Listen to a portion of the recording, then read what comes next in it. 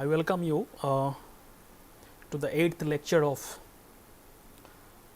this NPTEL MOOCs course titled Psychology of Stress, Health and Wellbeing. So, this is 8th lecture overall and it is the second lecture of module 3. So, today we will talk about the second lecture on post-traumatic growth. So, before we discuss about today's lecture, let me have a brief recap of the last lecture, that is lecture 7. So, in the last lecture we have discussed that there are many chances of, or stress may have many positive effects also apart from various negative effects that we have already discussed in last few lectures, and which is generally it is difficult to observe or detect the positive effect of stress because we are not really paying much focus in that direction.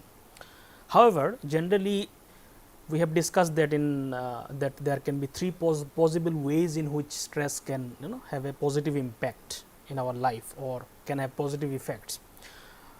One, we have discussed that stress satisfies our basic need for stimulation. So, this is very important. Stress kinds of stimulates and motivates us to do lot of activities in our life.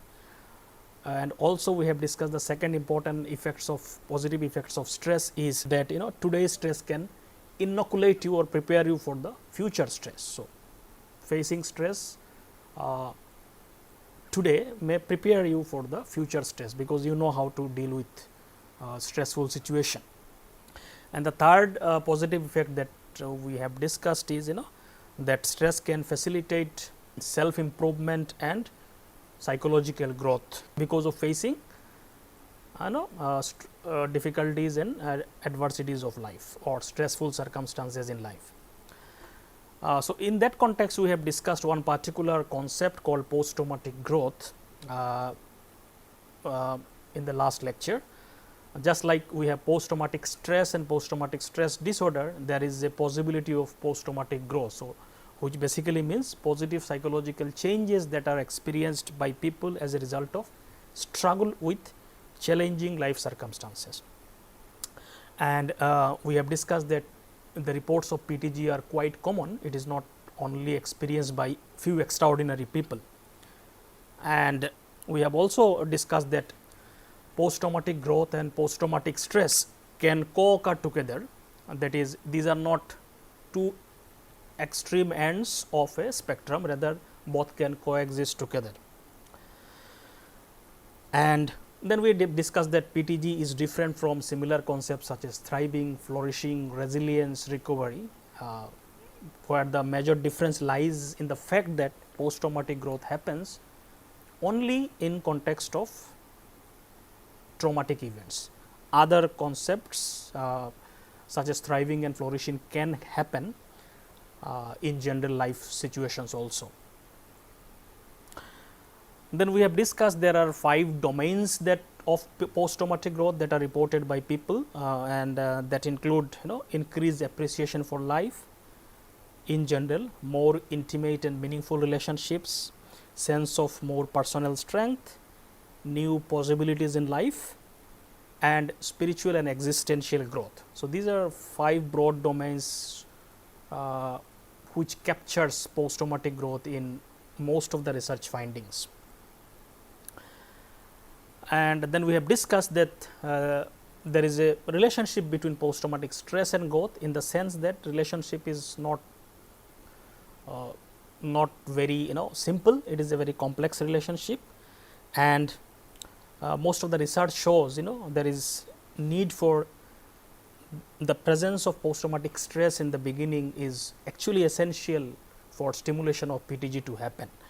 And most of the research shows there is a positive relationship between post traumatic stress and post traumatic growth.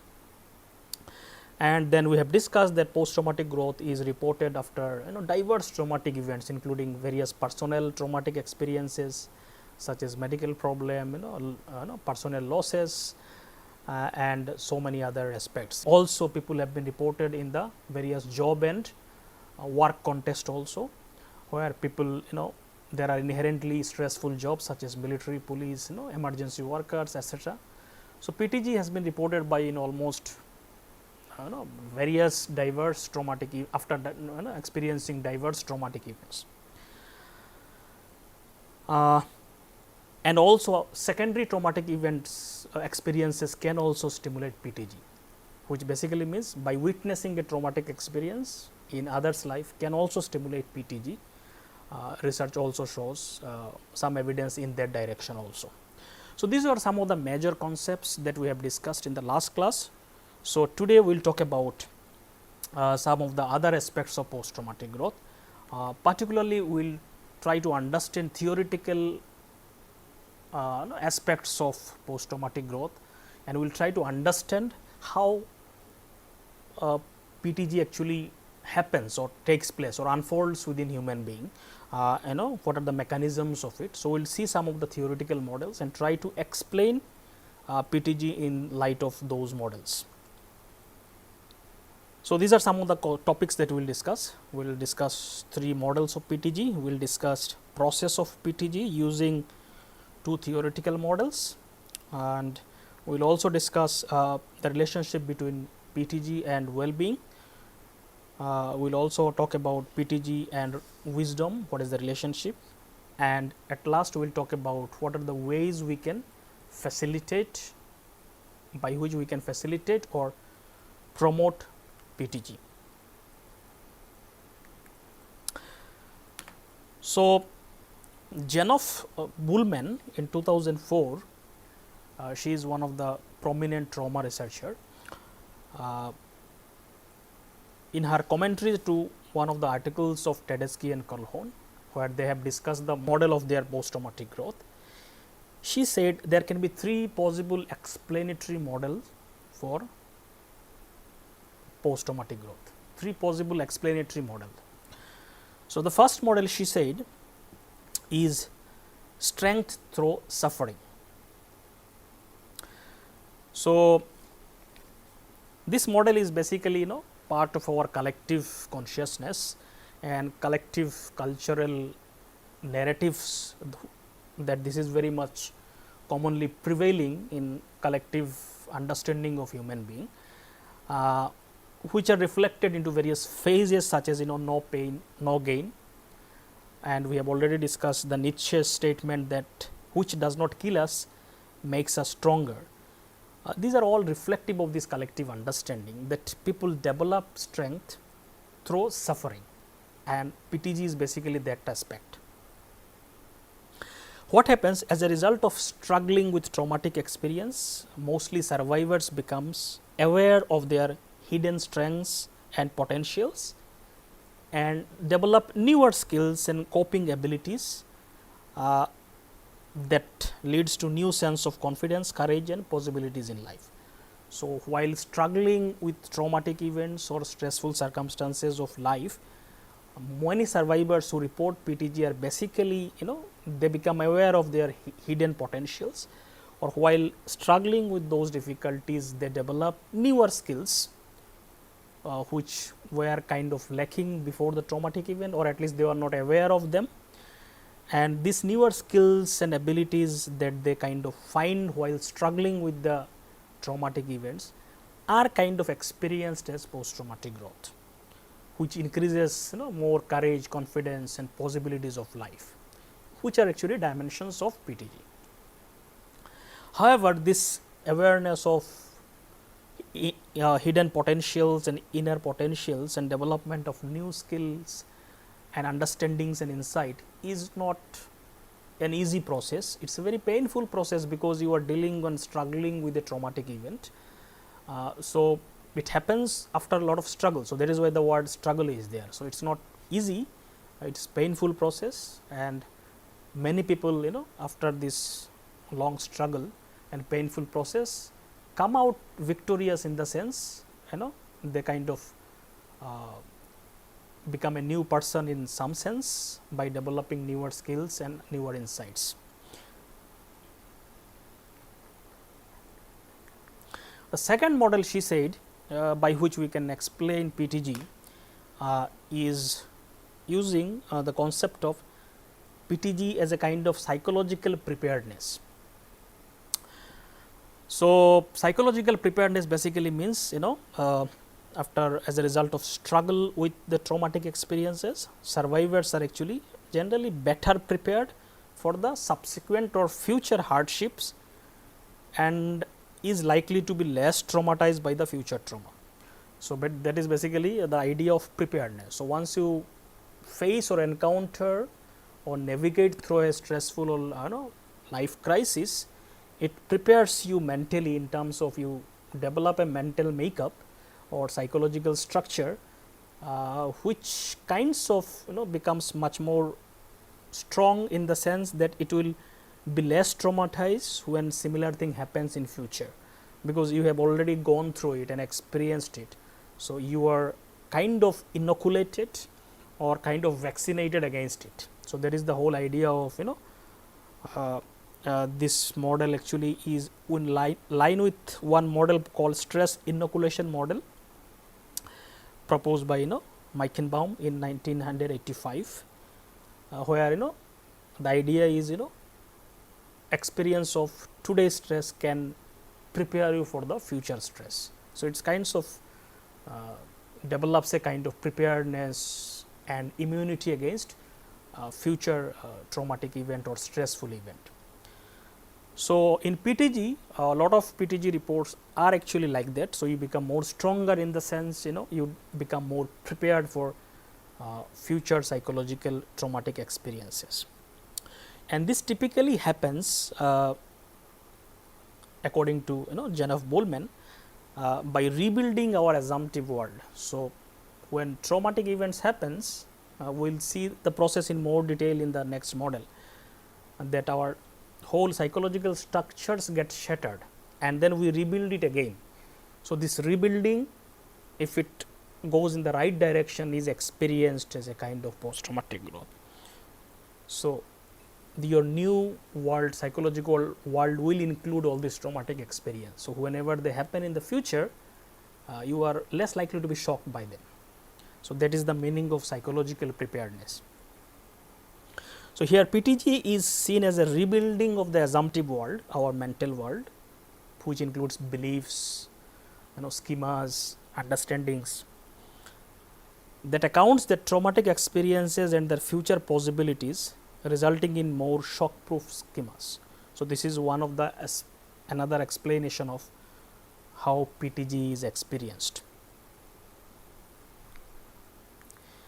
The third model, which is in line with various reports of post traumatic growth, is existential revaluation. So, it basically deals with meaning making process after the traumatic event. So, human beings constantly tries to make sense of the event.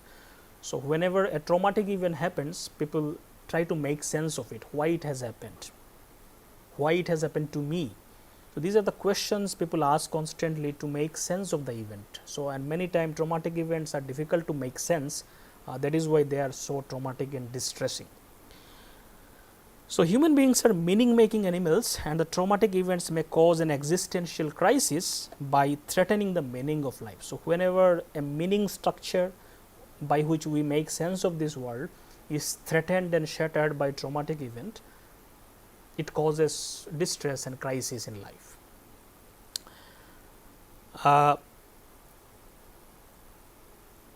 And PTG is a kind of evolved site of destruction of the older meaning structure and formation or rebuilding of new meaning structure.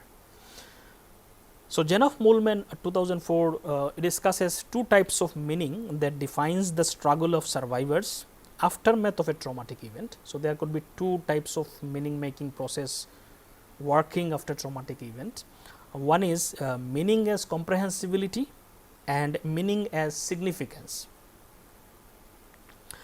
So, immediately after the traumatic event, survivors are concerned with the meaning as comprehensibility. Basically, they try to understand what has happened, why it has happened, so that comprehension, that try to understand what has happened. So, they struggle to comprehend or make sense of the traumatic event. They may ask why it happened, Consequently, the survivors may engage with the meaning as significance. So, after that they will try to understand what is the significance of it in my life. So, then slowly this kind of meaning process may evolve into PTG.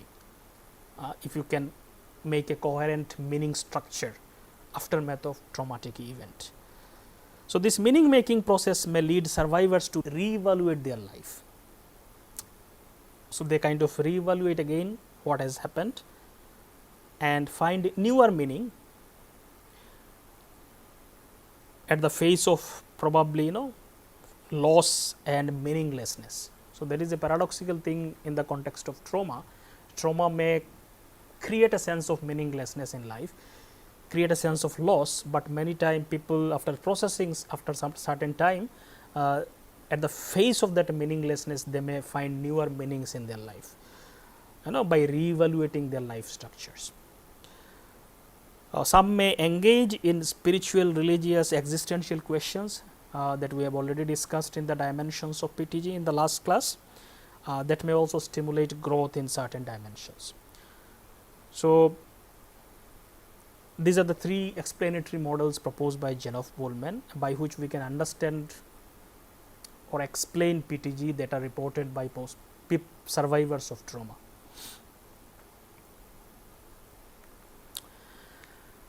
Now, Tedeschi and Calhoun they proposed a model called functional descriptive model of post-traumatic growth in order to explain PTG in more detailed and the process of PTG in more detail.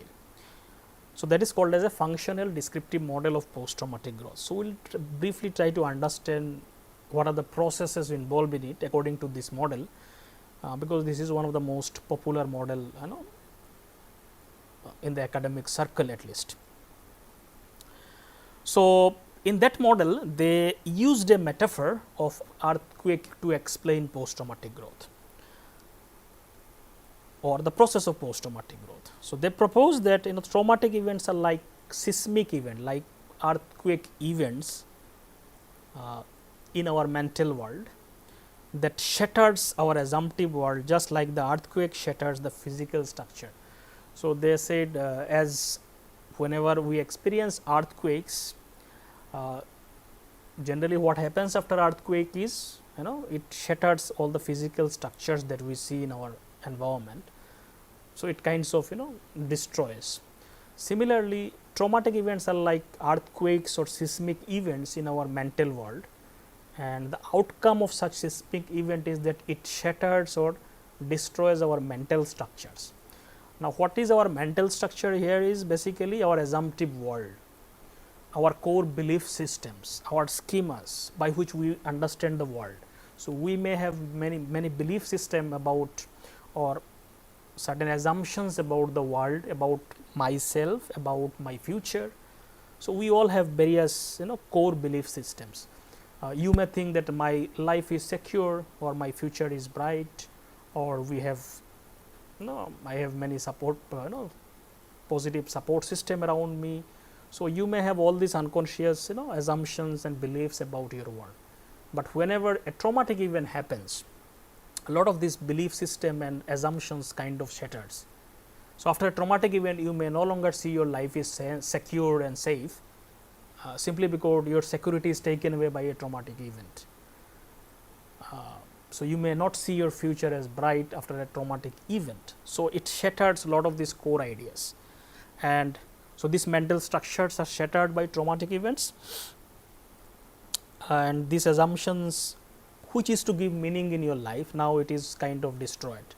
So, it creates at least temporarily a sense of meaninglessness and confusion. Now, this threat and shattering of assumptive world give rise to significant psychological distress. So, generally all the distress and PTSD symptoms that we see are result of this shattering of our assumptive world, our core belief systems. They extended this metaphor again to the rebuilding that takes place after the trauma. So, generally what happens, if we are intelligent enough, we learn from an experience, then after an earthquake, generally the physical rebuilding that we do will be designed to be more resistant to future shocks. Generally, if we learn something from a, let's say, an earthquake or an event, then we will try to rebuild our physical structure in such a way that if such earthquake happens in future, our buildings are not shattered or destroyed. So, this is a natural outcome of our understanding and our intelligence. So, similarly, in the mental world, the cognitive rebuilding that takes place after the trauma will be more resistant to future shocks, because these schemas or mental world or assumptive world, new world that will build will incorporate the trauma and possible events in future, and that are more resistant to being shattered. These results are experienced as growth. So, it is possible that in the physical world, how we rebuild again as a learning process, and we make more resistant shock buildings as a learning experience. Similarly, in our mental world, when we rebuild our mental structures again, they will be more strong and more resistant to future shocks. That is kind of a translated as post traumatic growth. So, this is an analogy they have given in order to explain how PTG has happened. Then they have kind of explained the detailed process, which will be look into. So, before that I will just diagrammatically show what is this analogy little bit, so that it is more clear. So, what they are saying basically,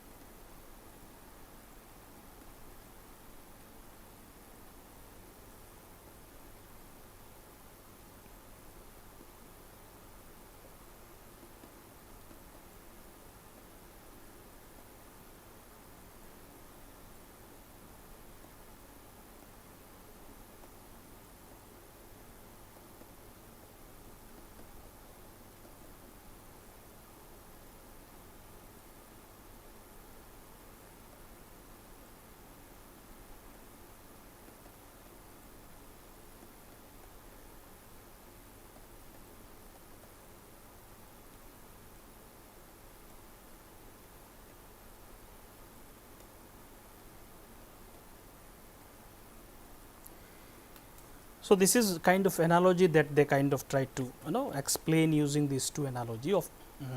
So, one is earthquake analogy that we have already discussed, shattering of physical building, traumatic event, shattering of mental structure, here shattering of physical structure.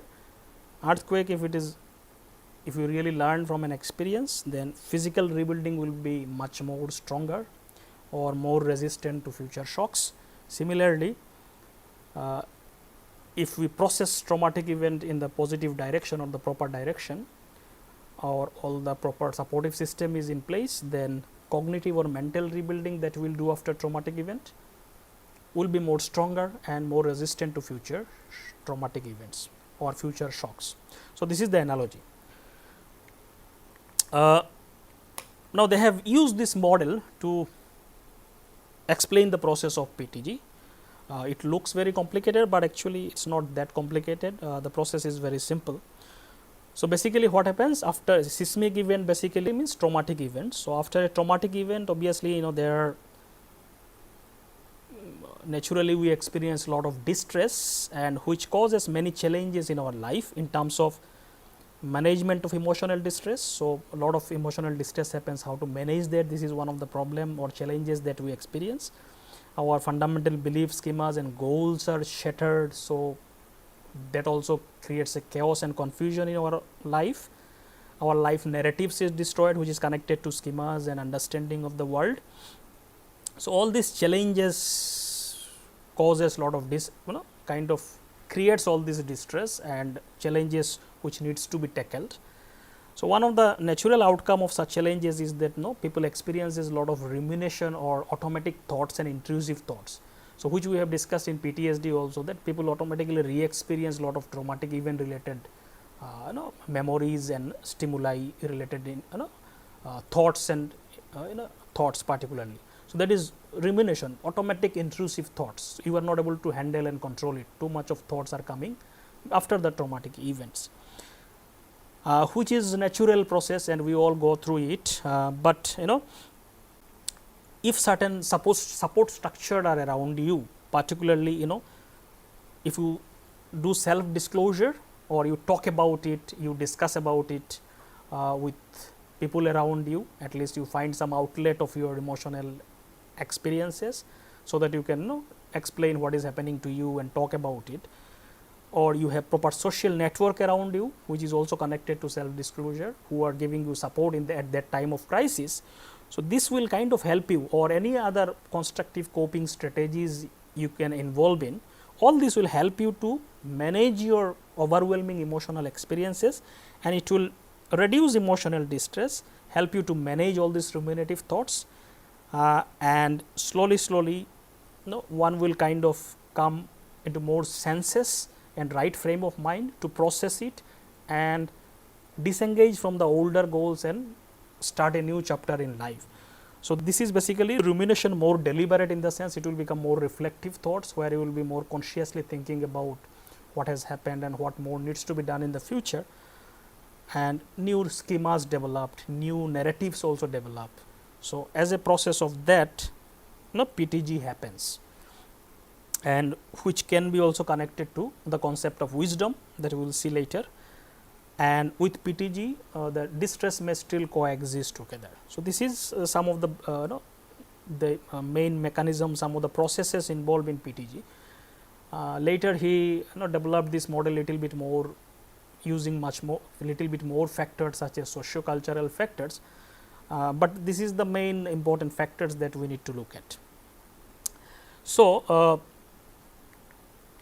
basically this model says that traumatic event challenges shatters assumptive world, leading to distress and automatic intrusive ruminative thoughts, engagement in coping responses and intense cognitive processes to manage overwhelming emotions. So, that is the next thing that is actually required for PTG to happen. Proper coping strategies has to be there in order to reduce the emotional distress. Social support and self disclosure supports the process of growth by reducing emotional distress. So, these two are important in terms of reducing the emotional distress and taking you to the right frame of mind to process things in the right direction. Ruminative thoughts changes to reflective thoughts. That means reflective thoughts are more conscious and deliberate. Now, it is no longer automatic intrusive thoughts without your control. That leads to newer schema change and more newer narrative development, which finally leads to post-traumatic growth. PTG is also closely connected to the development of wisdom. So, you become more wise by learning new things from the experiences. PTG may not remove distress completely. By enduring distress may coexist. So, some distress will still may remain, and PTG may happen along with that. So, PTG may not end your distress. So, that is the whole explanation of the model. So, very simply or more in a simpler term, if I want to show you, it will be like this. So, traumatic events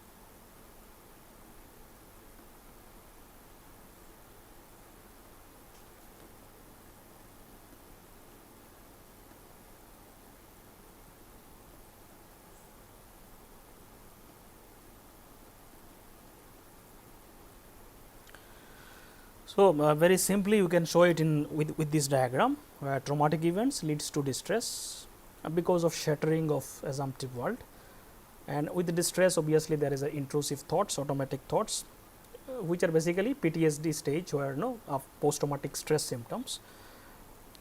And this distress obviously for initially it is required, and obviously then after sometimes it needs to reduce in terms of PTG to happen. So, reduction of distress is very important to come to the right frame of mind, which is actually promoted or facilitated by self disclosure and social support and other coping strategies. Once the emotional reaction reduces, one slowly starts conscious reflective thoughts and look at life and develops new narratives, which are basically translated into PTG, and some distress may remain with PTG, and it is kind of correlated or covariated with the wisdom, kind of you learn new experiences of life. So, these are some of the ways by which we can understand how PTG happens through this model. Another model which was also proposed by Joseph and Linley in 2005 to explain how PTG happens, this is called as organismic valuing theory of PTG. So, this theory was actually a little bit different in terms of explanation, where they used the concept of humanistic psychology to understand how growth happens.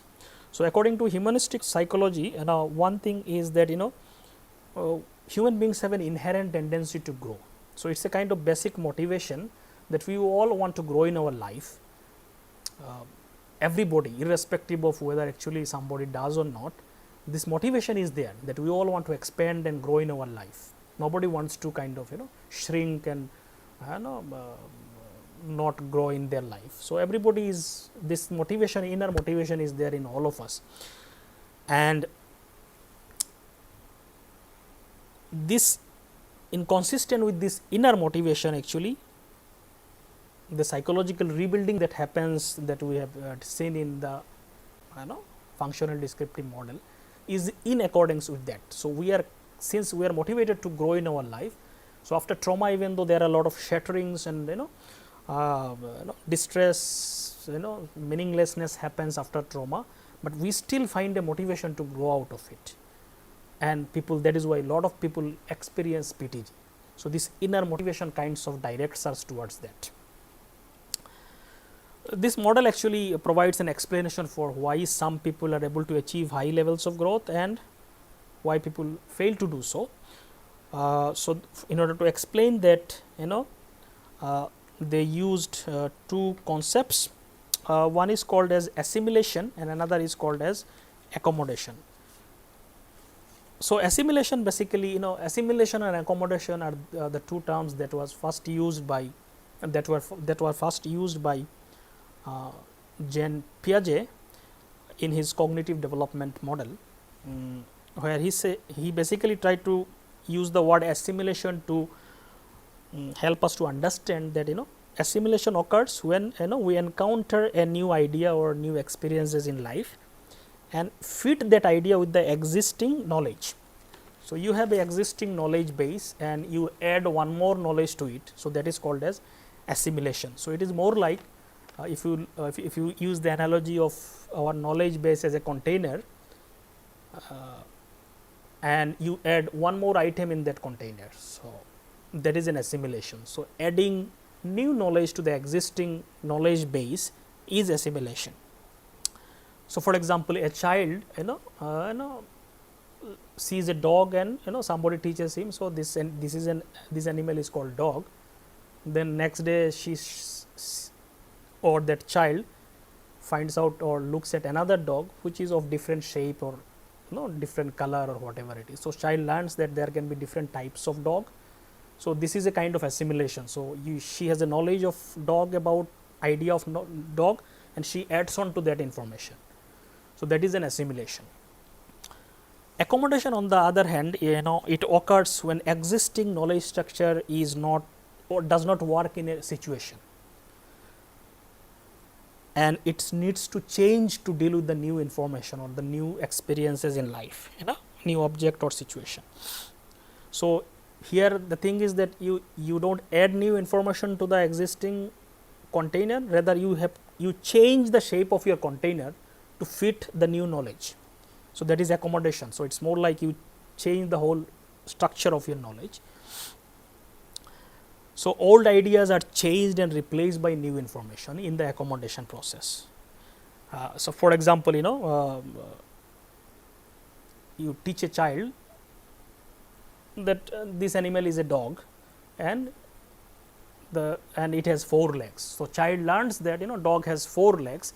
For sometimes the child may think that all 4-leg animals are called as dog, but let us say next day he or she sees a cat with 4 legs, and child may think this is a dog, but somebody teaches them no, this is another animal called cat. So, child will have to kind of change the existing structure of knowledge and say that not all 4-legged animals are dog, there is another animal called cat which may also has 4 legs. So, kind of existing knowledge structure is changed or replaced with new knowledge that not all 4-legged animals are dogs. There can be other animals like cat. So, this is an example of accommodation. So, they said in that theory that after traumatic experiences, obviously new experiences and challenges comes in life, some people may assimilate this new information. Simply they will add it to their existing structure, though they don't change their mental structure, simply say it is another experiences of my life. So, such kind of assimilation experiences will help people to return to their pre-trauma baseline. So, they will just recover from the traumatic experiences and go back to their pre-existing or pre-trauma levels of functioning. Accommodation can also happen after traumatic events, where you kind of whole your mental structure changes, and it may happen both in negative direction as well as positive directions. So, in negative accommodation, you kind of change your whole knowledge structure, because this information is so drastic that your whole idea of who you are, what is your future, how you relate to the world, everything changes and shatters. So, this is accommodation. But it is, if it is in the negative direction and you are not able to make sense of it for a long time and too much of distress, then all this pathology actually happens, like PTSD symptoms and depression and all these things is a result of probably a negative accommodation. However, some people, they engage in positive accommodation, where obviously there will be some, this whole knowledge structure is shattered, and they rebuild those knowledge structure again, but in the positive direction, in the sense that they learn from their experiences and see that they are kind of changed by this experience in terms of finding new strength, new understanding, new wisdom, new meaning of life, etc., etc. So, those positive accommodation actually results into PTG. So, traumatic experience can lead to all these consequences, where person may not have any negative or positive consequences, just recover. Person may go in the negative direction and develop PTSD and other psychological disorders. Person may engage with positive accommodation and develop post-traumatic growth and thrive in life. So, this theory also laid the emphasis on social environment as crucial factors in for positive accommodation and post-traumatic growth. So, if you have a proper social environment which kinds of helps you, nourishes you at that time when you are in the crisis, like proper social support, unconditional support system, all this will help and facilitate PTG to happen. So, that social environment in which the person is placed is very important in terms of whether PTG happens or not. So, these are some of the explanations of why and how PTG happens, why some people report and why some people do not report. These are some of the possible explanations. We try to understand using these models. Okay. Now, we will see what is the relationship between PTG and well-being. In general, most of the reports or studies on PTG is, especially when maintained, shows that it predicts subsequent well-being. So, PTG has been consistently linked with higher well-being. For example, one research shows that disaster workers who experience PTG tend to feel, those who experience PTG in the context of disasters, they tend to feel at least or report that they have gained in self-esteem. So, their self-esteem increased, a sense of accomplishment increased, and meaningfulness in their life also increased, and a better understanding of their work was also accomplished. So, these are all symptoms of better well-being or increased well-being. In a meta-analysis of 87 studies on PTG actually show with health outcome shows that PTG is positively related to measures of well-being, including self-esteem, life satisfaction, and it is negatively related to depression and other mental illnesses symptoms.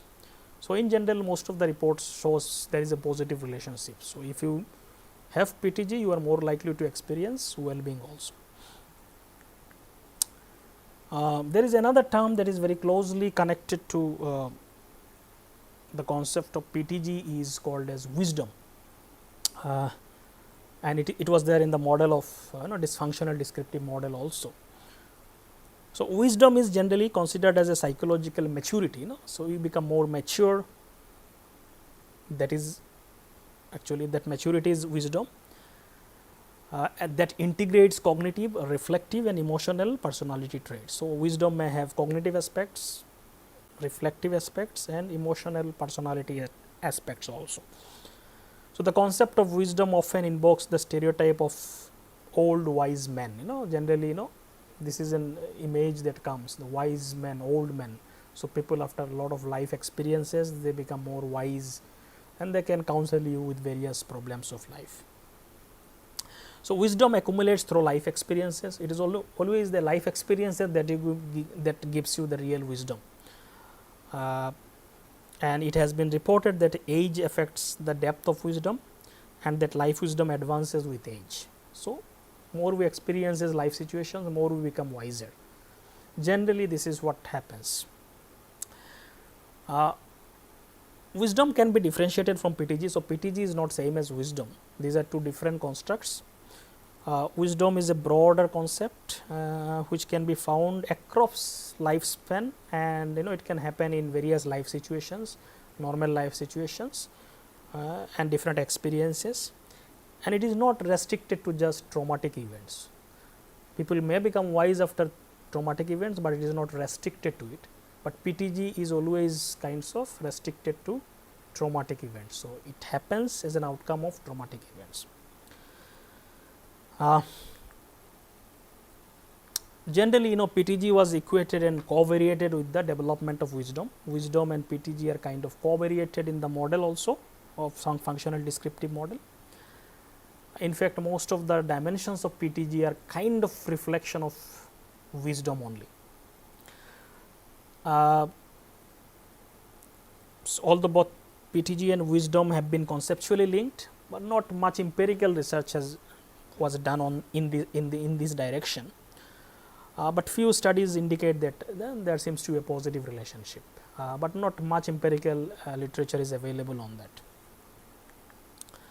Now, the last topic for today's lecture is facilitating PTG. Now, we have understood the processes, the statistics, the dimensions of PTG. Now, how can we facilitate it? How can we promote PTG in our life or after a traumatic event? How can it be facilitated? So, that is more important question, and Tedeschi and Calhoun, they tried to also address these questions, suggest that post-traumatic growth is facilitated by expert companionship. So, they use a term called expert companionship as a facilitator for PTG. So, what does that mean basically? So, expert companions are people who can listen for extended periods and repeatedly to stories that can involve horror, fear, guilt, shame and confusion. Expert companions cannot prescribe PTG, they do not prescribe that PTG should happen or not.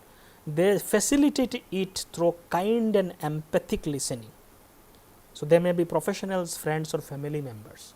So, expert companions are basically people who can listen empathetically or with a kind ear, with a listening ear, active listening. So, many times if people can explain, that is why self disclosure part is very important, and there are people around you who can listen to your stories and problems, and they can at least empathetically listen to you. That itself can facilitate PTG in a big way, and this can include your friend, your family members and also professional as well. So, this is one most important thing for facilitating PTG. If you have an expert companion, it is more likely to happen.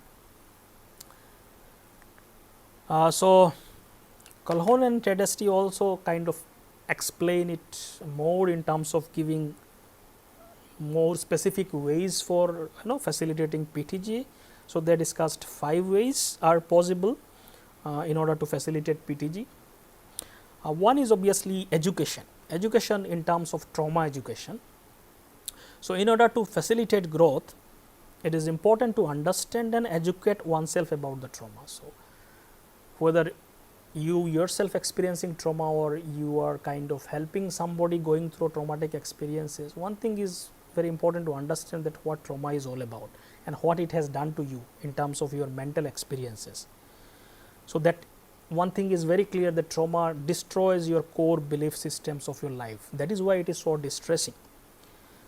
So, it is important to make sense of the trauma and understand what traumatic events, how it shattered your life assumptions, and it is painful.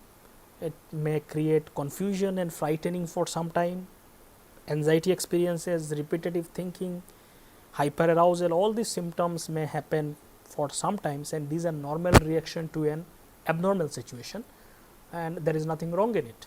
So, understanding what trauma does and how it happens is very crucial in terms of growing out of it, because this is the way you process the trauma. So, if you do not process it, you are not likely to grow out of it. If you deny it, if you do not simply avoid it, avoidance will never lead to PTG. So, processing trauma, going into it, understanding what it is causing, is very important. Such processing are very important in terms of stimulating growth. An expert companion can facilitate such processing, and one can do it oneself also if have enough motivation and understanding at that time. So, trauma education or understanding traumatic events are very important, and what it is causing to you is also very important. So, basically it helps you to process the whole the mechanisms that are happening within you. Second is obviously emotional regulation. So, that we have already discussed in the model also, that for sometimes it will be very distressing, there is no doubt about it, and we process that information and it is very painful processing. However, if it remains for a long time, probably we may develop PTSD and other psychological disorders. So, it is also important that after sometimes we need to regulate those emotions, learn to cope with them using various strategies, coping strategies. Learn to manage those emotions are very important, because this learning to manage them will help us to come to our senses and right frame of mind, and will help us to reflect on what is happening, which is very important for PTG. One needs to engage in constructive coping, such as shifting thinking from loss and failures and uncertainties to more possibilities, available resources to deal with. So, you can focus on all that aspect also, not just what losses you have gained, what uncertainties are there, then what are the possibilities are there in that, what are the resources that you have that by which we can deal with it. So, a shifting of attention is very important. Various kinds of coping mechanisms such as social support, other like breathing exercises, meditations, all this can help you to manage your trauma, at least so that it is not overwhelming anymore and it is at the manageable level, so that you can reflect on and kind of move on to the next aspects of your life. So, emotion regulation is very important. Then obviously, we have also discussed about self disclosure. It is always good to talk about what has happened. Some people they don't disclose what has happened, especially traumatic events, and they keep it to themselves, and by this they are not able to process it properly in the positive directions, and it kinds of boils inside them and leads them to more psychopathologies. So, talking about it, disclosing to other is very important, especially talking about how are you struggling about it. Such self disclosure helps in processing of trauma and helps in finding solution of the problems. If you don't talk about it, how will you find solutions about it? And it increases the possibility of getting support from other people. Such self disclosure also facilitates meaning making process, so other will kind of support you in terms of make sense of what has happened, and reflective thinking, which are crucial for post traumatic growth. An expert companion can facilitate this process by encouraging trauma survivors to disclose details. So, expert companion can facilitate in all these processes. So, self disclosure can be facilitated by an expert companion, by encouraging them to talk about it, so that they can work together and find out what more meaning can be found out of it. Many research also suggests that even if you don't find somebody to talk about it, even writing about it is also helpful. Writing, let's say it in the form of diary writing, where you write about your traumatic experience. So, it helps you to process information and manage emotions. So, you reflect about what has happened and write about it. So, writing about or expressive writing in terms of traumatic experiences can also facilitate post traumatic growth.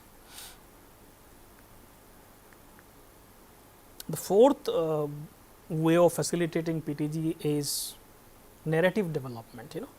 So, rebuilding that happens after traumatic event of the mental structure and core life assumptions,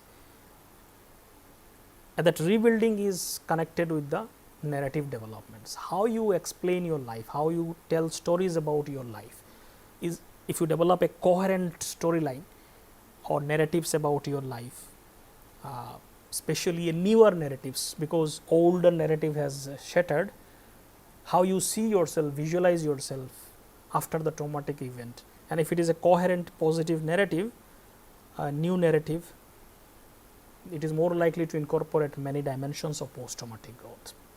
So, proper narrative development can lead to post traumatic growth. So, development of coherent life narrative is crucial in order to proceed to the next chapter of life. Otherwise, people generally get stuck in the old narratives. My old life, past life, why it has happened, I cannot let go of my past life.